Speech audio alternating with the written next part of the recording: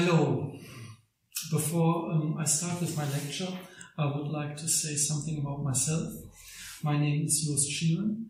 I'm professor for school education with a special focus on Waldorf education at the Alanus University in Germany. It's in Alfter near Bonn.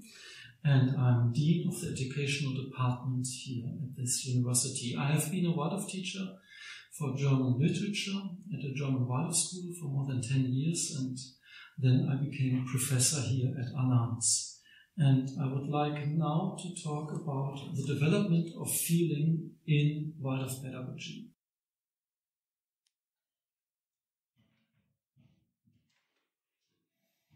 Yes, the topic of my talk today is about the development of feeling in Waldorf pedagogy, in Waldorf education. And I'd like to start with a fairy tale by the brother Grimm, and this is read by a student of mine, Nilashi Bangal.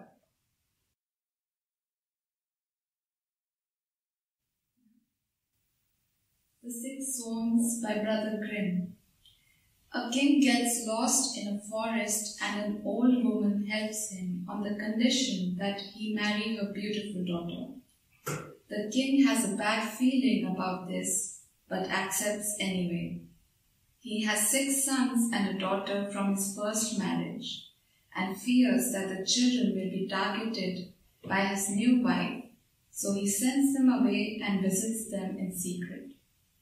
The new queen and now stepmother, who has learned witchcraft from her mother, finds out about her 6 stepsons and decides to get them out of her way.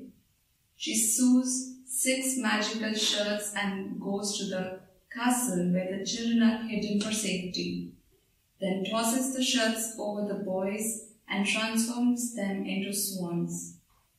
The brothers can only take their human forms for 15 minutes every evening.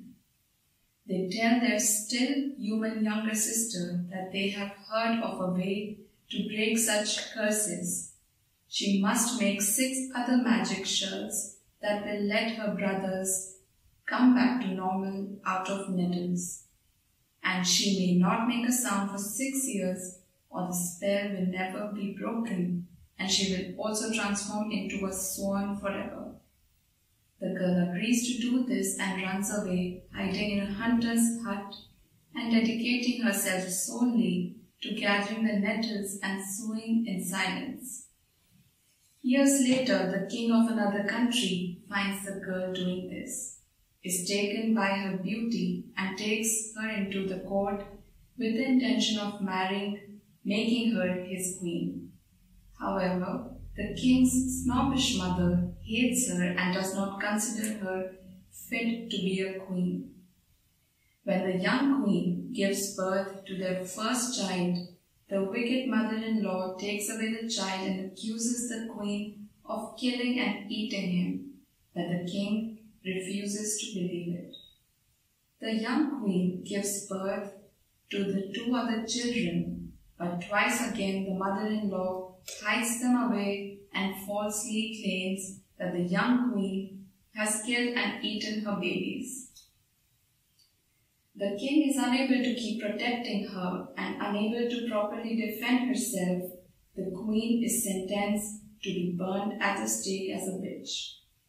All this time she has held back her tears and her words, sewing the nettle shirts no matter what. On the day of her execution, the queen has finished making all the shirts for her brothers. When she is brought to the stake, she takes the shirts with her, and when she is about to be burned, the 6 years expire and the 6 swans come flying through the air. She throws the shirts over her brothers and they regain their human form, although in some versions the youngest brother cannot reverse the transformation completely, and his left arm remains a wing due to the missing sleeve in the last shirt sewn by his sister. The queen is now free to speak and she can defend herself against the accusations. She does so with the support of her brothers. In the end, the evil mother-in-law is the one who was burnt at the stake as punishment.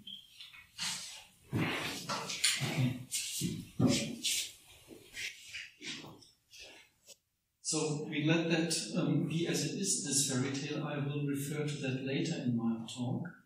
And now we would like to address the question of what are feelings? What is meant by a feeling? What happens when we feel something? What is the impact of a feeling? I would like to start with this. Through our feelings, with our feelings, we can say we connect with the world. That means we react to what the world says to us. There is like or dislike, there is pleasure or displeasure, maybe there is fear, there are always feelings going on the very moment we experience something from the world. So the feelings, they give us the position we have in the world. They say how the things in the world, the persons and everything, the nature we meet, how it appears for us. So this means it gives us a position in the world.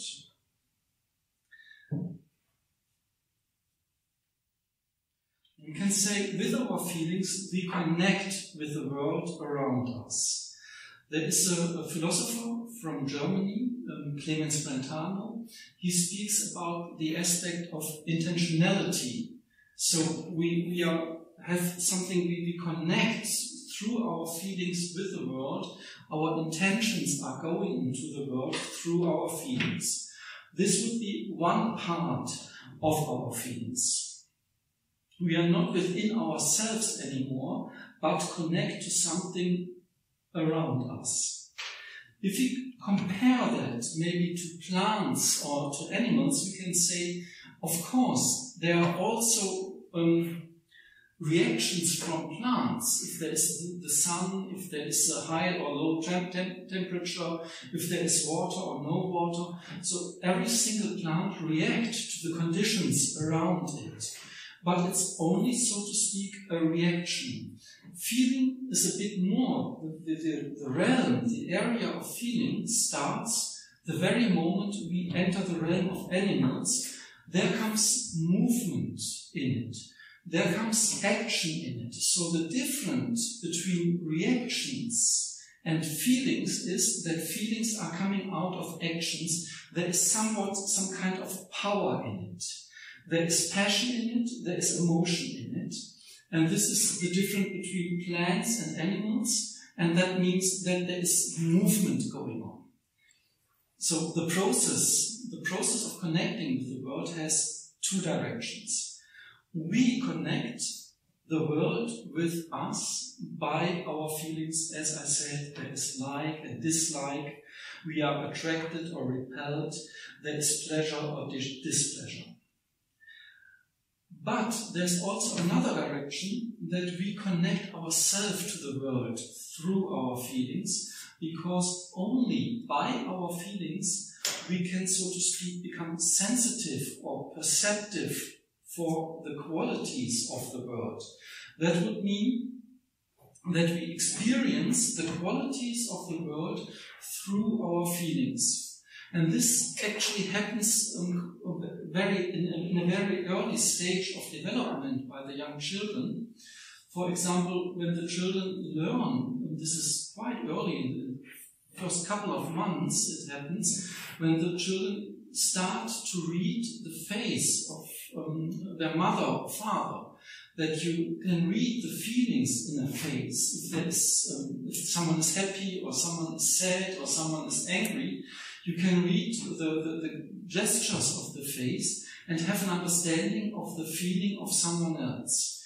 And the interesting thing, I would just claim and say, no computer can do that. Of course, you can have a mathematical model to say this is like smiling and this is like being sad or something like that. But the computer wouldn't be able to say if it's a real smile or a false smile. And this, the young child, a baby already, learns very early to understand the feeling of someone other by reading the face of someone other. And furthermore, we develop a feeling for colors, for music, for example, for what we hear and what we see. We have a feeling for beauty, a feeling for the arts and everything. How nature speaks to us, the landscape in a different way. So everything is, so to speak, revealed. Only those qualities are revealed only through our feelings. And this is what I mean by two directions. The one direction is that the feelings tell us something about ourselves, how we are connected to the world, what we like or dislike. But on the other hand, the feelings tell us something about the world, about the qualities of the world. Maybe the flowers you can see here or something like that.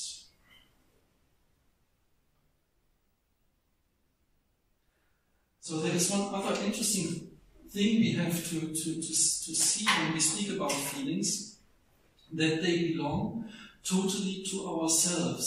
So when I say that within our feelings we can say we are totally within ourselves, because it says something how we feel or I feel, and this is totally different from the feelings of others. There can be someone sad and people around him or her are happy. Someone can have a feeling, a fear against AIDS. There can be claustrophobia. So this belongs to a certain person. It is not something general. But, of course, we can understand, by compassion, we can understand the feelings of other people. And this is something interesting in a community and in a social life, that we can connect to others through our feelings. And we like to do that. For everyone, it's a very important and nice experience to tune together with feelings with someone else. This happens not to everyone, and this happens not in every situation. Maybe it can happen if you have a soccer game and there are thousands of people in the stadium, so they tune together if there is a goal or something like that. Or you have a music experience together. So although feelings are totally individual, they belong to myself and to my biography, and I'm, so to speak, secluded within my own feeling, and I can be lonesome within my feeling, there is a possibility to tune together with others. And in a social life, we need that balance of being by ourselves at the very moment to maybe connect to others through our feelings.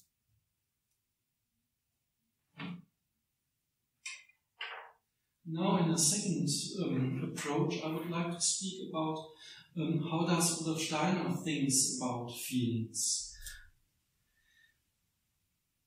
So he says that the feeling is connected to the will, and then he in one of his lectures of study of man, he says will is executed feeling, and feeling is the held back will. So feeling is like a dam which provides that we go into the action. And this is quite an interesting thing, this situation that the feeling is a so-called held back will. So there is, because this action of to hold back something, the action of holding back something, this gives, in the end, and this is for a pedagogical process something very interesting, this provides some kind of self-consciousness. The moment we don't rush into actions, the moment we don't rush into commentaries, we don't rush into speaking all the time and so on, we hold back something. This provides, on the one side, consciousness, consciousness of our feeling, self-consciousness, and it's some kind of self-control we gain by entering that realm of feeling. So the very moment we don't go over from a feeling to an action, what an animal would do all the time, a young child, of course, would do also all the time, the very moment we enter that realm of the feeling, the will is a bit held back, and we gain some kind of self-control and self-consciousness. And this is very much important for a pedagogical process. The very moment we go into the feeling sphere through a pedagogical action, something like that, the children can experience the feeling. They have some kind of a self-experience, which does not appear if they always go into something, into action. So there is something, we can say there is some kind of stillness around feelings. So there is some kind of stillness, which means the feeling speaks for itself. And this is something which we can experience as an atmosphere around the realm of feelings. So if we now go back to what Rudolf Steiner says about the feeling, he differentiates it between the realm of thinking and on the other side he speaks about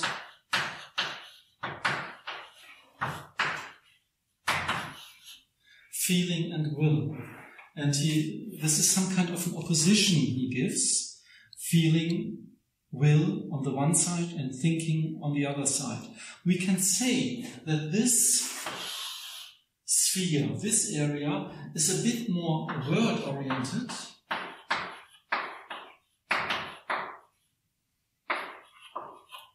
or we can say it's decentered. Actually, the will only happens as actions in the world. And on the other side, this sphere is a bit more subject-oriented.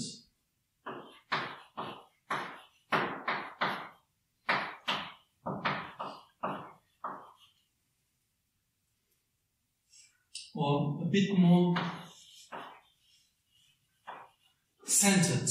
If we are in the thinking realm, we have a clearness within ourselves, so to speak. The interesting thing now is that by being centered, we gain consciousness.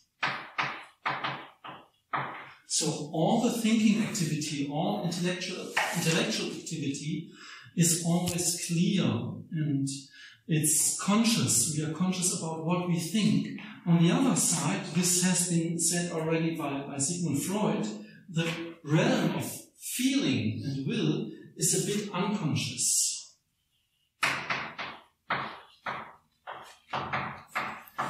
So if we have that opposition between unconscious and conscious, we can say that is a bit more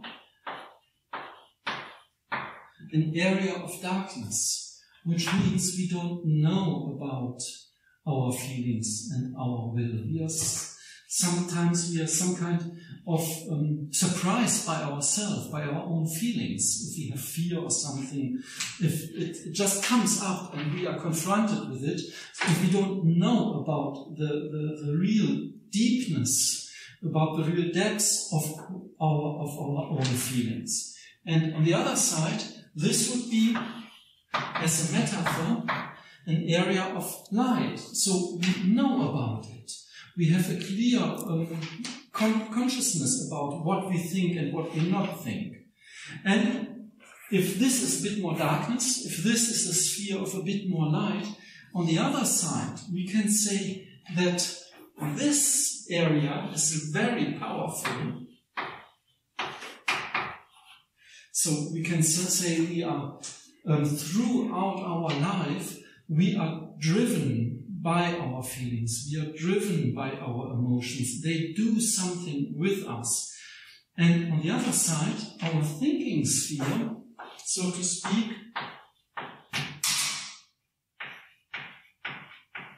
our thinking sphere is a bit powerless. This we can see, for example, we have a good insight how we should act. We have the insight, we should stop smoking, we should stop drinking alcohol and stuff like that. But this is only a thought. This has no consequence in reality. And this is a problem of ecology maybe in our time. There are many reasonable things we should do, and we know we should do it. Avoid flying, avoid driving cars and so on. But we don't do it because it's only on that area of being reasonable. And those areas is much more powerful, although it's not reasonable. So all what we do in life comes out of that. So there is a power in it, but we don't know about it. It's dark. And there we know about it, but it's powerless. This is some kind of an opposition we have to deal with in education, because what we would like to achieve in education is that the young people can do something, really go into action out of their insights, out of being reasonable and so on. This should happen, but we have to prepare that through our education.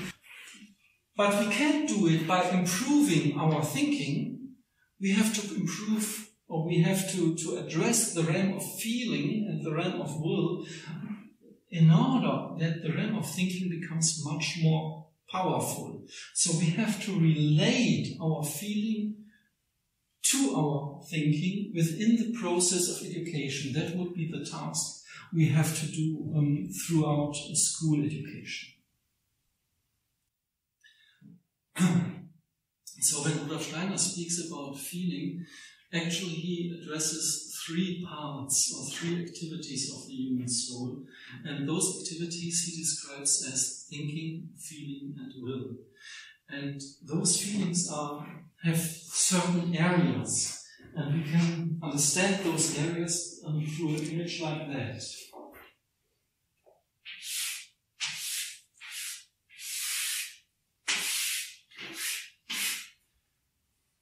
So if you have the human being, we would say, this is the area of the head, so to speak.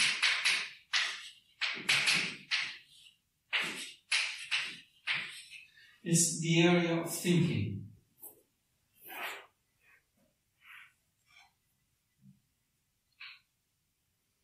And the chest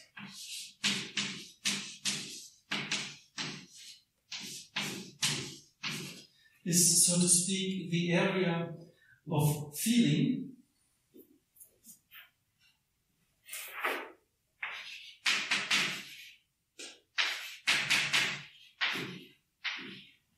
And the limbs are, so to speak, the area of the will. And the question through education or within education is, how can we balance those three areas? How can we bring them together? How do they interfere with each other? Because we can say there is some kind of a problem connected to it. The problem is if we don't balance those three spheres and they are not interfering in the right way, we can say this upper sphere has a tendency in itself to be very cold, so to speak. That means we have some kind of an abstract thinking. If there is only rationality, if there is only, so to speak, abstract thinking, we have, so to speak, an area, a sphere of coldness. And on the other hand, this sphere in itself has a tendency to get very hot, as an image, because there are all our instincts and there are all our desires. So if we only enter the sphere without balancing it, it has some kind of a power in itself. It confuses, so to speak, our life. It's always confusing our life. And the feeling sphere in itself has a tendency to be very much self-centered. So a person who is only in his or her feeling is consumed by him or herself, how I feel today, how I feel this, how I feel this. So there is a lot of subjectivity. So every sphere in itself is a problem. If it is not interfering, if it's not balanced with others. So the educational process is very much responsible for the process of balancing it. And the activity of balancing those spheres is coming from the feeling sphere. So the feeling is the realm which connects thinking and will with each other. On the one side, it brings, so to speak,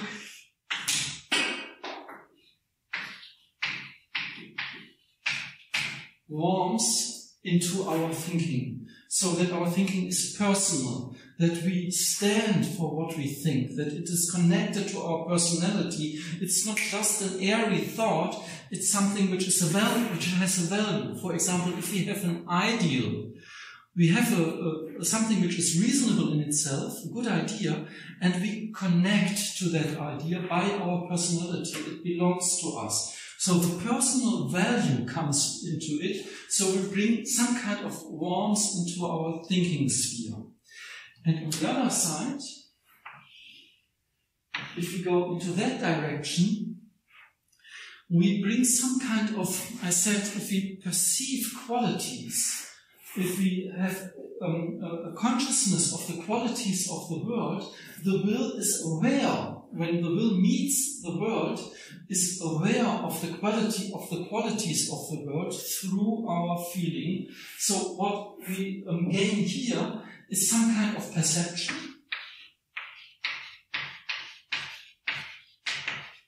And by this consciousness,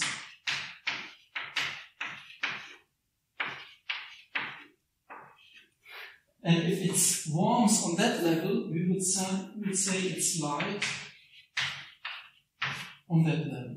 So the feeling is the quality which brings consciousness into our will. As I said before, when I said there is some kind of holding back of going into actions, so this is providing consciousness for us. On the other side, those two spheres bring something into our feeling too. The thinking sphere helps that our feeling is not so much self-centered. So there comes some kind of objectivity. So we can receive, so to speak, clarity within our own. We can receive clarity within our feeling sphere by thinking about it, by understanding our feelings. But there's an interesting experience we can have, that that the concepts we build up in our head, the concepts and ideas we build up within our thinking, they often don't really touch our feelings. So the very moment we try to understand our feelings through our concepts, they disappear. They can't be caught by our concepts, because the feeling sphere is very fluid, is very shy, so to speak, like a deer. So if we go with our clear concepts into the realm of feelings, the feelings seem to disappear. They can't be caught. This is a problem, but nevertheless there is some kind of objectivity and clarity which can enter the realm of feeling, and this is a pedagogical and also this is an artistical question. So the way the thinking sphere can enter the feeling sphere, Rudolf Steiner speaks about, so to speak, living concepts. And he speaks about images. If we use images, if we use living concepts, those are the only, so to speak, tools, the only instruments which enable us to enter the realm of feeling by not destroying the content of the feeling the very moment we enter that realm. So this is didactical importance within Waldorf education, that we use images, that we use living concepts. When we enter the realm of feelings, then we have clarity and objectivity in there. On the other side, we can ask ourselves, what is the impact of the will sphere on the feeling sphere? And we can say there is coming some kind of strength.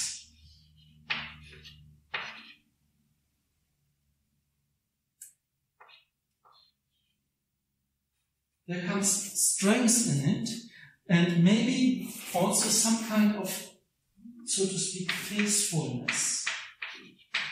I will explain that.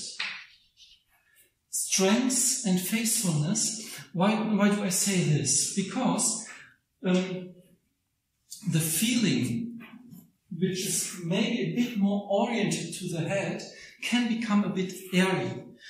It can become, as I said, a bit self-centered. So it's changing all the time. We know that our mood, so to speak, is changing during the day, during our life, during our biography. We have no constant realm of feeling, so to speak. So our feeling has not the strength and the power of our will sphere.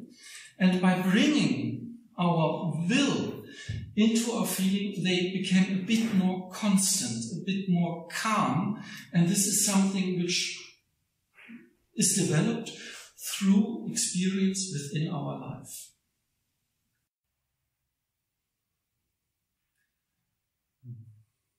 Yes, now in this part of my talk, I would like to speak about the role of addressing feelings in pedagogy, the importance of addressing feelings in pedagogy.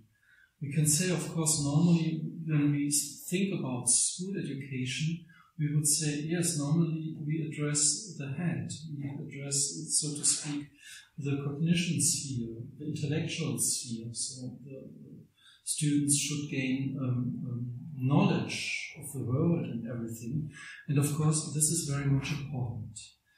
But nevertheless, this is not everything we need. We don't only need knowledge of the world. So the question is, what importance does it have if we address the realm of feelings?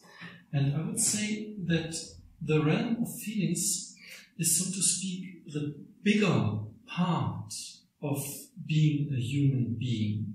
So you know maybe that iceberg theory by Sigmund Freud, where he says, if this is an iceberg, only this is the small area above the surface of the water.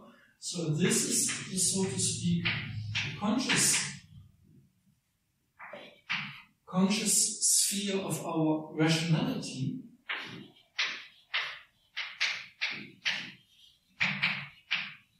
What we know about, and this is, so to speak, the unconscious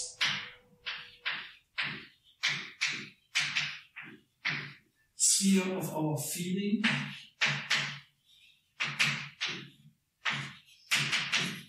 and will. And this is, so to speak, the bigger part of our personality, which has much more impact who we are and how we live, what we do within our life. So school education has, out of my view, the responsibility, so to speak, that there are, generally speaking, that there are no criminals coming out of school, that the young people are responsible, reliable, and loyal. So those qualities, responsibility, reliability, being loyal, those are abilities which not only coming out of rationality, this is something which is a bit deeper grounded within our personality. And this is what I tried to say, that the feeling sphere is much more characteristic of who we are and what we are. So we listen to someone and we listen to what he or she is saying. So we have an impression by his or her thoughts. But to understand a personality, we need to understand the feelings of a personality. If what he or she says is really true, if he or she is really connected to what he or she says. And this is something which comes out of that realm, and this is something we have to educate through school pedagogy, the very same way as we educate the rational sphere by building up knowledge. And the question is, what kind of feelings we would like to develop through school education? What kind of feelings should be developed?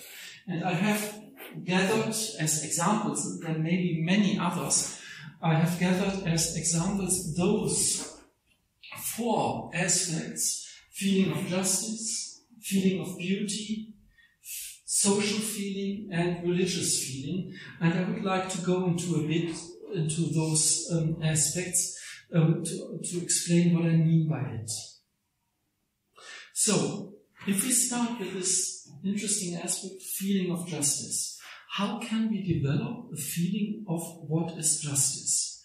So, we only can do this if we give the children an understanding of injustice, an experience if there is something really bad happening, and if they experience there is something bad happening, if there is injustice happening, that they have the will to do something against it. So to develop a feeling of justice means to fight against injustice.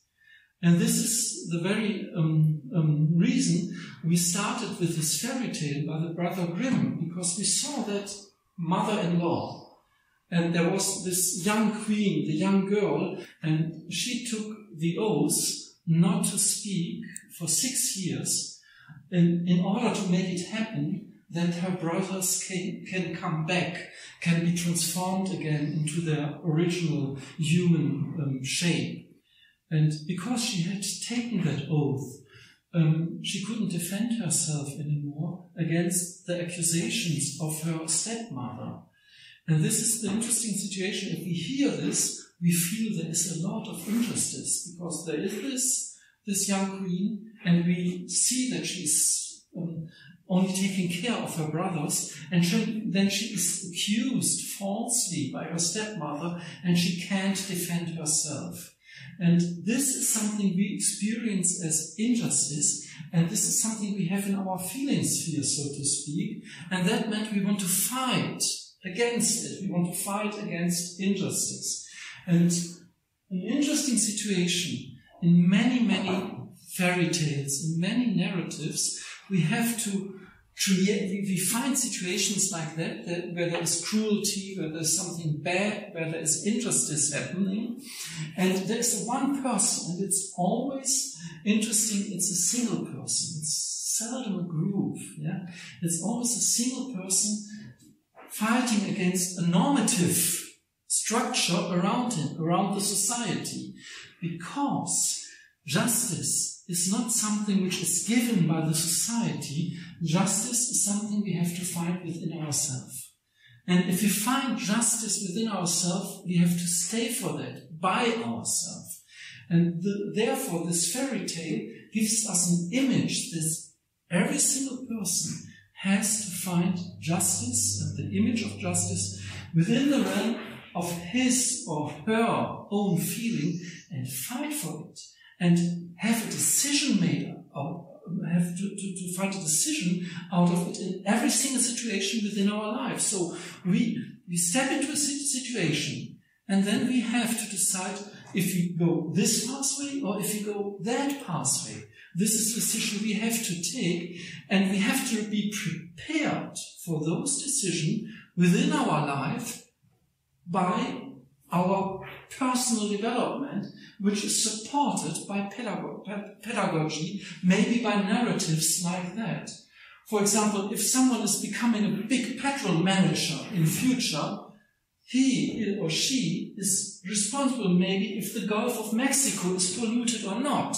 So there are people responsible for that. But there are people who are decision-making people. And the decisions we make, they have an impact on the world and of other people. And this is something which has to be prepared, I would say, by pedagogy. And this is not only by having the best thoughts. It is only by having a ground within ourselves which speaks to us. This is right and this is wrong. So there is a conscience within ourselves built up if we have a feeling for justice. A second area is the feeling of beauty. And this is something which has to be prepared also through education. What is meant by that feeling of beauty? So that the young children are prepared and can really experience maybe the beauty of nature, the beauty of a flower, for example. And regarding nature, we get a sense of beauty, and this is also, we can say, some kind of a feeling for harmony. And for example, if we have that fairy tale again, there's always a beautiful young girl or beautiful sister, but by beautiful this is something moral in it. So beauty is not only a question of aesthetics, this is something very important, but it's also a question of ethics and moral. It's a question of harmony. And if you speak about beauty in that sense, it means we experience that there is an other being which is just perfect, which is in a perfect harmony, like, for example, an animal, like a plant, like the nature is. And this gives us some kind of a feeling of respect towards other beings. And if we have a sense or a feeling of beauty, we have a sense of another being, because every being in itself has, so to speak, its own beauty. So the feeling of beauty connects us to the essence of other things, of other beings, and gives us respect towards them. That would be something we try to create through education. Of course, we do it in school by ethical education, because we want to express something. The very moment we experience beauty, there is, so to speak, Goethe says that there is a longing to express it by artistic activity. And so this is always going together, that the feeling of beauty is not only an impression, but it's also an expression, something we do through our own artistic activities. The third realm I would like to address is the social feeling, which of course is very important within our biography. What does it mean, social feeling? That means that we develop some kind of compassion with others, to understand someone else, to support someone, and not being alone and isolated within ourselves, and to experience some kind of community. And if we again have a look at that fairy tale we heard at the beginning, we see that young sister, and she is taking care of her 6 brothers, and there is always someone else taking care of us. This is how human life is constructed. We are not alone. We have our parents, we have our partners, we have our children. And what social life means, that someone else is taking care of us, and we, by ourselves, are taking care of others. This is part of being a human being. But in order to do this, in order to become a human being, we have to develop some kind of compassion. We have to experience community within our educational process. For example, because we have a time, we have a civilization where everything is competition, where everything in economy is becoming the best. But it's not about being the best within social life. It's about taking care of others and being sure that we ourselves are supported by others. others. So we have to develop a community within our schools. We have to have an educational system, a pedagogy, which is not striving that everyone is just becoming the best, but that everyone is part of a community and everyone can bring something into the community out of his or her individual capacities. And this is something very important within our society. The next aspect I would like to add, I described it as religious feeling. By this I don't mean any kind of confession. I don't speak about Christianity or Buddhism or Islam or Hinduism or whatever. I mean religious feeling in a much more general sense. I would say the core of that religious feeling is to experience that there is something bigger than we are as human beings. There is more around us than just being ourselves. And this gives us a feeling of elevation and admiration, so to speak. And we experience some kind of modesty. Because this is a problem again within our civilization, that there is so much arrogance and so much hybris that we are the best and that we have to rule on the earth and that we have to fight for our own well-being and so on. And a religious feeling gives us some kind of respect and modesty that there is something bigger around us. I would say there is some kind of a longing in every human being to dedicate oneself to something else. So a mother is dedicated to her children. People are dedicated to their profession. One is in love with someone else and is dedicated to him or her. So there is a longing for dedication. This is part of being a human being. And this is some kind of a religious feeling that we step back from ourselves a bit and just dedicate to whatever is important for us we want to dedicate. And this is something I think we should develop too through our pedagogy. And if we see that this sister in the fairy tale, again, she is dedicated totally in order to get back her brothers. So this is her mission. This is what she lives for. Everything is much more, there's nothing more important than to finish this. And she's, in the end, she is willing to offer her life. The very moment didn't speak and didn't defend herself just in order that her brothers can come back and being transformed again. I think I would like to ask one last aspect in this realm, and I would describe it as the following. It's the feeling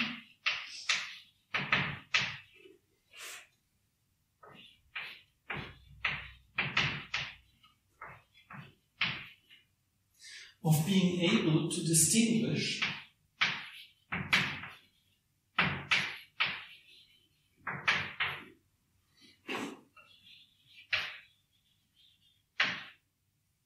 between what is essential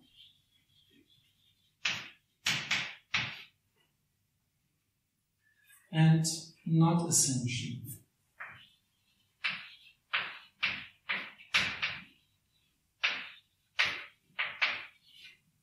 This might not sound very important, but I think it's, so to speak, the most important capacity we have to learn in life. Because every single moment is a decision of what we do, what we decide to do. And if we can distinguish, this is essential now and this is not essential. And often we do false decisions or wrong decisions, and we do something wrong within our life because we are not able to distinguish between essential and not essential. So it's not essential to earn money. Yes, for example, this is not essential. but it's very much essential to care for others, to have a fulfilled life, and so on. Just to have an example where there is a decision has to be done, career decision, and so on. The question is, how can we build up a feeling of what is essential and not essential? And this can be done by education, that in the process of education, what the parents do with their children, what teachers do in the classroom, that there is always something significant and meaningful in it. That the children don't have the feeling, oh, this is boring, this is not interesting, why should I sit here, what is the impact of that? No, you have to do something. If you do classroom work, there should be always an atmosphere. This is very much important, what's going on here. This is touching my life. This is important for me. This is important for others. There is some meaning connected to it.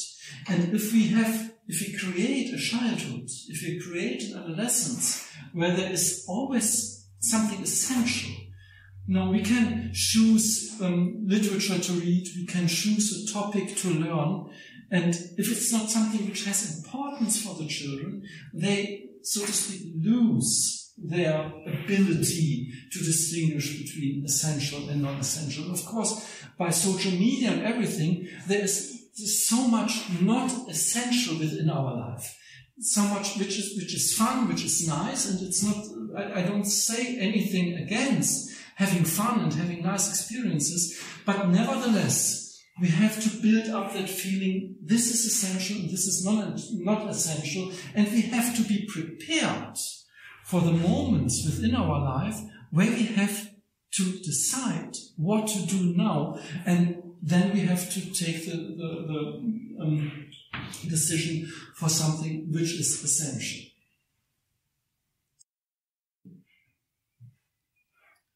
The question now is, what kind of tools, what kind of instruments we have in school, we have in pedagogy, to really address the realm of feelings. I think the most important tool is the personal connection between teacher and students on the one side, and of course between students and students themselves. So the class community is very much a learning community, and we develop our social feelings within, and feelings of justice and so on within that community experience within school. Because it's a group learning process, it's not an individual learning process which can take place in schools. But the teacher, especially for the young children, has to function, so to speak, as a role model. So he or she has to connect to the children, has to represent this realm of feeling. Everything a teacher says should be personal, shouldn't be abstract. The teacher should be connected to what he or she says. And the teacher should connect to the children the very moment he says something. All those aspects would mean that as I said before, bring warmth into our head sphere. So we can bring this warmth into our head sphere by a personal relationship between students and teacher, and by the teacher, him or herself, connecting to the content of what he or she is trying to teach the children. So the aspect of being a role model is very much important. And the other aspect is that every single kind of a narrative, a fairy tale, a novel, and everything we learn by literature is important to develop that realm of feeling, because within literature we see single persons, and they deal with their feelings, and they have to enter their own realm of feelings, and they have experiences, and they share that with others. So it's not just a cold content within it. It's always a person connected to an experience, and therefore we have to tell stories. Storytelling is the most important aspect within pedagogy, that we can enter that realm of feelings. And furthermore, I already said that we have images and, as Rudolf Steiner said, living concepts. In the end, we have to be aware that within our own feelings, we are, so to speak, lonely, because they only belong to us. And even the closest persons we have in our life, they don't know the deep ground of our own feelings, because even we ourselves, we don't know about it. And therefore, of course, we like it very much if we can share our feelings, if we can tune together with others, if we have, for example, an art experience where we can tune together. This is very much important, and it is very, very much satisfying if we can share our own feelings by expressing them through art. I think this is the most important aspect of the arts, because they provide a tool for us to express ourselves. We get to know ourselves through the arts, and the others get to know who we are and what our feelings are. And if it's possible by music, by painting, by writing novels or whatever, poetry, if the young students create art, they get to know themselves better, and they live within a community where people can know them. And this is something, I think it's one of the most satisfying parts of our life, when we are able to express ourselves through the arts, because we get a better knowledge of who we are. Of course, the art is not done by itself. There is technique necessary for that. You have some kind of capacities and abilities, and therefore you have to school it. You have to develop capacities. Otherwise, you can't express yourself in an appropriate way. But we never, so to speak, we never lose that ground of being lonesome. And loneliness, so to speak, is the riddle, the dark riddle, so to speak, or the secret riddle of the soul. We, in the end, don't know who we are as human beings. And many people, their life is like avoiding being lonesome, because it's sometimes hard to bear. It's difficult to be lonesome just by oneself. And so they're so to speak, fugitives. They try to escape their own loneliness. And I think pedagogy can be a good preparation that we accept, so to speak, on the one hand, of being lonesome, because it belongs to us and we can live with it. We can really live with it. And on the other hand, we develop capacities of tuning together with others. So it's always some kind of a pendulum, being by ourselves and not having fear of being by ourselves, and the very moment coming together with others and experience the richness of community.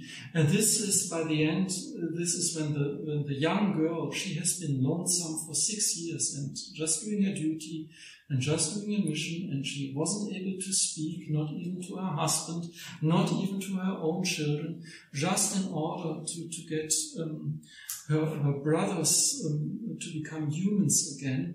And in the end, she experienced community.